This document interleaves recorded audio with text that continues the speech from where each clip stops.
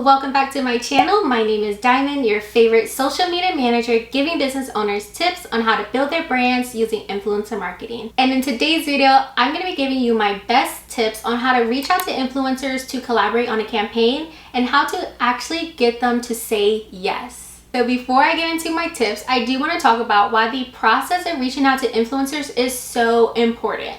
Now, one reason being is because whether you're meeting somebody for their first time, that being in real life or on the internet, first impressions matter. You always want to make a good first impression because that really sets the tone for the relationship or partnership, whatever you want to call it. How you choose to reach out to an influencer really establishes your brand's reputation in the whole influencer marketing world. Because let me tell you right now, influencers talk. Yes, they all talk to each other, especially if they're in the same niche. They are all talking. So you want to make sure that in the outreach process, you are known as the brand who influencers love working with, they love talking to. You're really, fun and nice, and they just love when you reach out to them. You do not want to be known as the brand who influencers say is kind of rude. They don't have their stuff together. Nobody really likes working with you. You don't want that, because if more and more influencers keep talking about your brand with that kind of negative connotation, then it's going to be harder for you to get more influencers to work with you. Another reason why it's so important kind of goes hand in hand with the first reason is because if you have a good outreach process and you're really good about how you reach out to influencers, then it is more likely that more of them will say yes to your campaign. Because, most influencers can kind of be picky with the brands that they're working with. They may have 5 brands that are reaching out to them, including your brand. And so instead of fighting for the influencer attention, if you have a really good outreach process, then it's more likely that they are going to pick your brand over another. Okay, so let's get into the good juicy tips. The first tip is that you want to engage authentically before you reach out to them. Yes, you are not just going to slide in the influencer's email asking them for a campaign the moment that you start following them.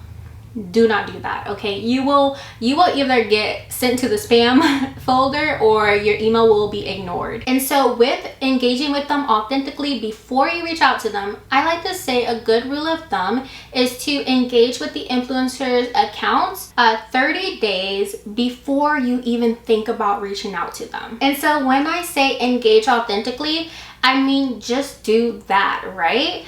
Don't be spammy. Don't be under each one of their pictures just commenting heart emojis and something irrelevant to the post. You really want to take the time to leave some meaningful comments. Watch their stories. Most influencers use their stories as a day-to-day, a sneak peek into their lives. And so, take that free information and really see how they're navigating their lives, what they're doing, what they like, what they dislike. And then when you come across a story or a post that really resonates with you and your brand mission, slide in their DM. So let's say that the influencer is in their stories that day and they're just telling the experience that they had, and it really resonates with your brand and your brand mission. You want to slide in their DMs. Let them know, hey, we love this story, or I've had that happen to me before. Whatever the case may be, slide in their DMs and strike up a genuine conversation. You can even use their polls. If they have a poll just asking this or that, you want to take the poll and then you can respond to that poll and just say, oh, I love this product. I love that dress. I really love this dress on you. It looks so cute, blah, blah, blah, blah, blah, right? That's how you strike up genuine conversations in the DMs without just following them, liking a few of their posts, and then sliding in their DMs hey, you're so beautiful, we love your content. We all get those messages, okay? And nobody likes them because they're not genuine and they're not real. And so I just want to get across that the main point of engaging authentically before you reach out to them is so that the influencer can get to know you and your brand. You do not want the first time that the influencer hears about your brand or sees your brand's name to be in the first outreach email. You do not want that. Influencers get a lot of emails from a lot of different brands asking to collaborate. So when you are emailing them, you want your name to stand out from all the other emails that they have. Because if you are engaging with them over the course of a month, they're going to start recognizing your brand's name when you comment. They're going to be like, hey, I know this brand. This brand is always commenting on my pictures, saying really nice things to me. They slid in my DMs and we had like a great conversation. They're going to remember that stuff, okay? And I would say that this is almost the most crucial part of this process, because you're establishing a connection on social. You're establishing like a personal connection, right? Before you're taking it off of social and making it a business connection. You always want to have something personal before you bring it into the business, you know? The second tip that I have for you is that you want to personalize your outreach message. And when I say personalize, I do not mean just address them by their name, even though that is a good tip in itself. And make sure you spell their name right. Oh my goodness, make sure you spell their name right, okay guys? It's probably everywhere, so please do that. So the first thing that you want to do is to not make it about you. Do not make it about your brand. You will introduce yourself, of course, but you do not want a whole paragraph just talking about your brand and telling them about who you are and what you sell and what you need from them, all this stuff. They will not care about that, okay? Because if you did step number 1 and you were engaging with them already, chances are they've already scoped out your brand. They've already looked at your website. They already looked at your Instagram. They know who you are already, okay? So you do not have to spend so much time in that email talking about yourself. It is really for you to, again, extend that kind of personal connection and build on it. So you want to make sure that you mention a few things that you love about their content.